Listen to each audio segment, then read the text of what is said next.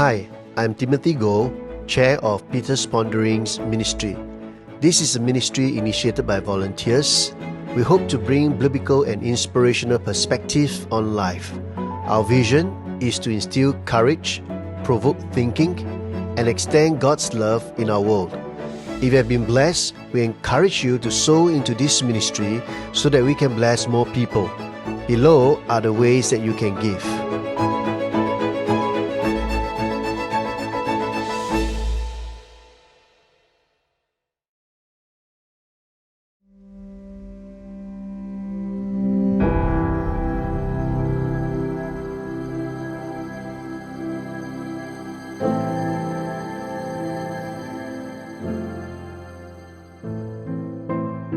The World Health Organization declared the spread of COVID-19 a pandemic on March the 11th, 2020, calling it a once-in-a-century health crisis, the effects of which will be felt for decades to come.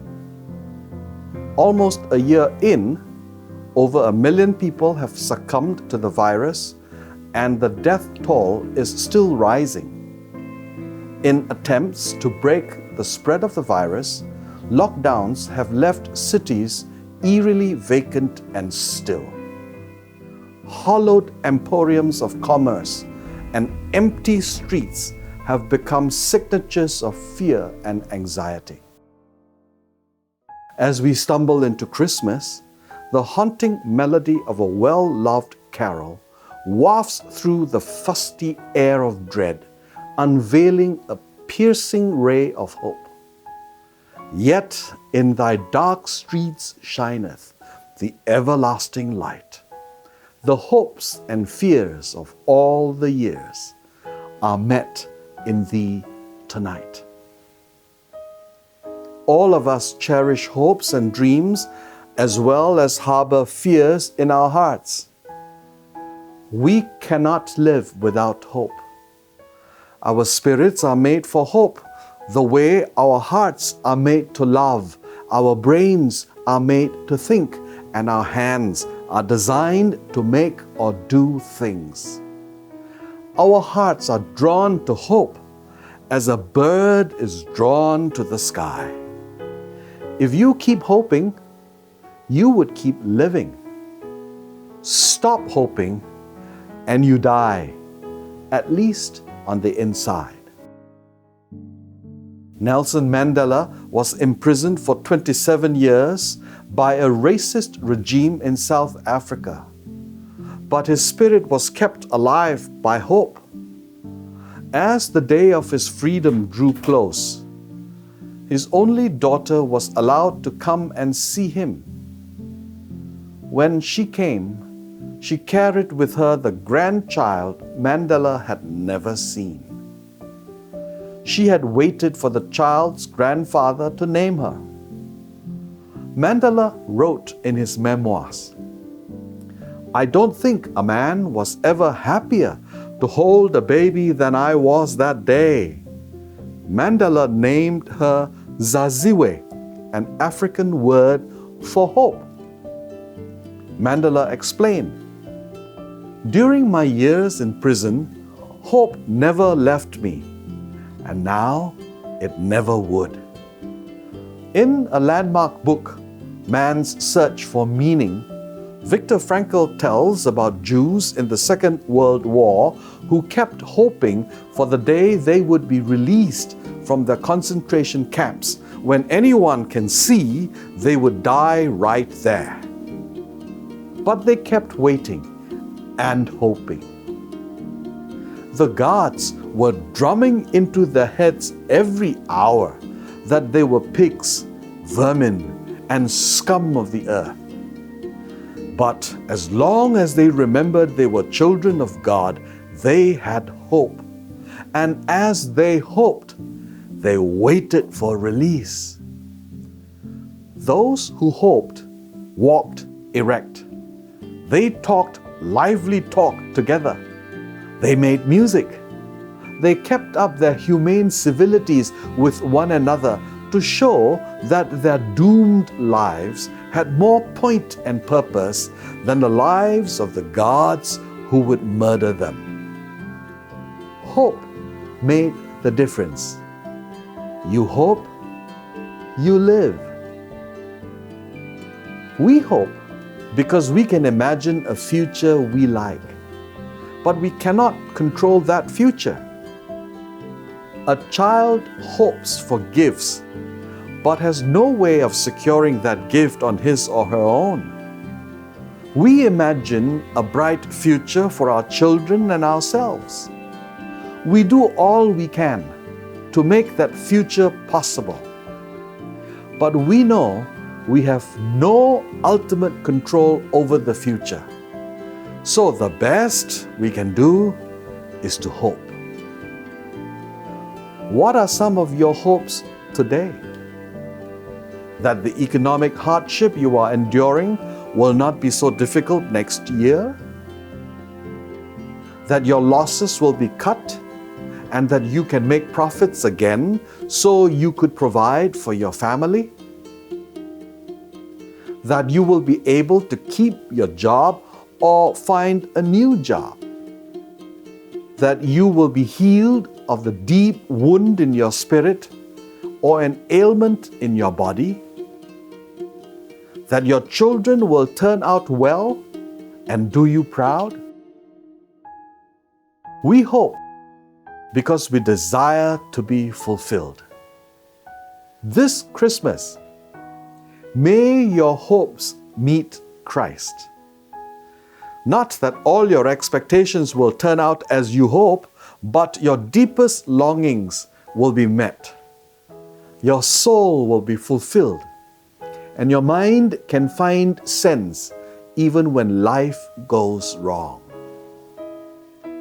When I have a deep longing that I cannot fulfill myself, I am thankful to be introduced to someone stronger, more capable, more competent, or wiser than I. His resources are greater than mine, and he also cares for me. Then I feel assured that I will be helped. This Christmas, may your hopes meet Christ, because He is able to do immeasurably more than all we ask or imagine. Above all, He keeps His promises to us. He has promised His presence when we feel alone. He has promised His strength when we are weak. He has promised us guidance when we are lost. When we stake our lives on His promises, we have this hope as an anchor for the soul, firm and secure. When our hopes are met in Him, we are secure, stable, and confident. Wouldn't you desire that? As the Christmas carol expresses, our hopes for all the years are met in Thee tonight. What have you hoped in your heart for the longest possible time? Let your hopes meet Christ this Christmas. The flip side of hope is fear. Because we have no power to bring to reality all our deepest hopes, we harbor fears that things may go wrong. When something tragic happens to us, we say that our worst fears are realized. Sometimes these fears overwhelm and paralyze us. What are your fears today? What are you anxious about? Retrenchment? How to fulfill your financial obligations? Your health? An impending medical procedure or a fear of disease? That someone will reject your love? Personal failure with serious consequences? Let your fears meet the Christ of Christmas. He understands your feelings and empathizes with you. Christmas reminds us that we do not have a high priest who is out of touch with our reality. He's been through weakness and testing, experienced it all but the sin. So let's walk right up to Him and get what He is so ready to give. Take the mercy, accept the help. In the Christmas narrative, we meet Simeon, who was waiting for the consolation of Israel. For 400 years, God had been silent while His people suffered. Simeon embodied the hopes and fears of his people under Roman bondage, hoping for reprieve and fearing reproach. He was anticipating Israel's consolation the way we long for relief in distress. Consolation is the same word for comforter or counselor. Jesus is the first counselor, as was foretold. His name shall be called Wonderful Counselor. When Simeon lifted baby Jesus in his arms, he cried out, "My eyes have seen your salvation, a light for revelation to the Gentiles and for glory to your people Israel." All his hopes and fears were met in Jesus. Are you in a situation where the bottom has fallen out and you are free falling in fear? You have absolutely no control of your downward spiral and no one can help pull you up. If you were to take one more step, you would fall into a black hole of infinite nothingness where you would be beyond the reach of God. When you think you have fallen out of God's presence, you will find that He is there after all. Or do you sense you are being increasingly enveloped in darkness? Darkness is the experience of being vulnerable, unprotected, and confused. You do not know who is hiding in the shadows. You don't know which way to run. But God is not vulnerable. The darkness does not blind or confuse Him. Are you fearful because you are vulnerable, hurt, and unable to protect yourself from the relentless blows to your esteem, well-being, to all that is important to you? Do you fear you have been forsaken by God, that you are not good enough for Him, that you do not deserve anything but His judgment? Bring your fears to Christ today. Sweeping across Germany at the end of World War II, Allied forces searched farms and houses looking for snipers. At one abandoned house, almost a heap of rubble, searchers with flashlights found their way to the basement.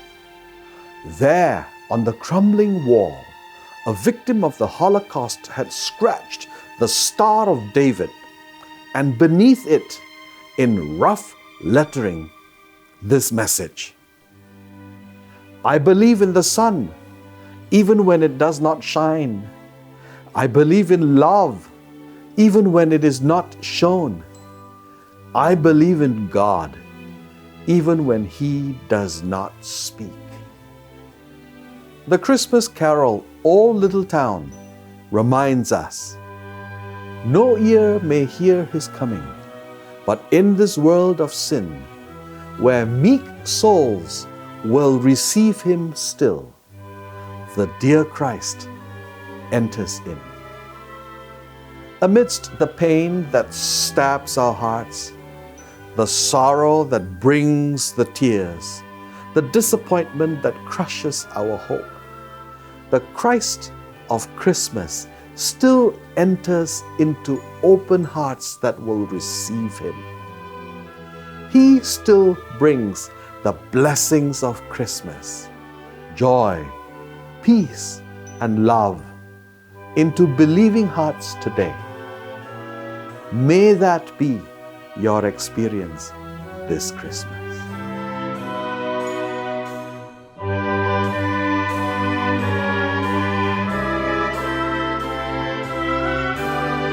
Thank you for watching this short video. We hope you have been blessed. This is a question for this session for you to ponder and to discuss with your group.